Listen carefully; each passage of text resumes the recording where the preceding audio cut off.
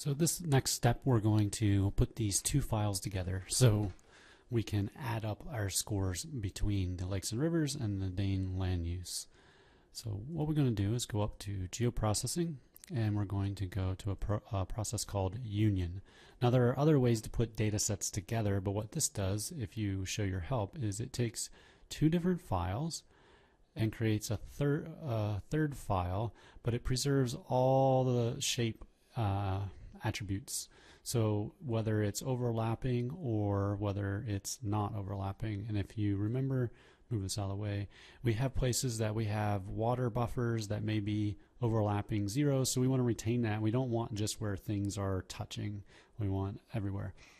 So we're going to go to input features, our lakes and river scores, input features Dane land use scores. I'm going to tell it where it goes, and so I'm going to call this one foraging scores.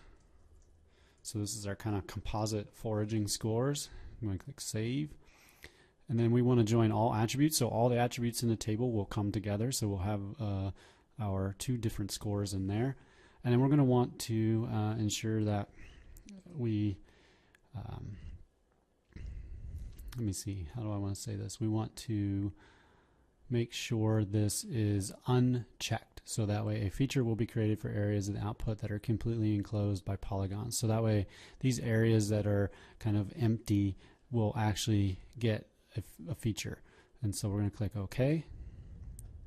And this is going to run. And mine, this takes about 2 to 5 minutes for me, but it could take up to about 10 minutes or so on the other computers.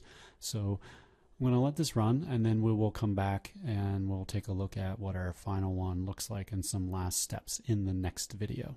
Thanks.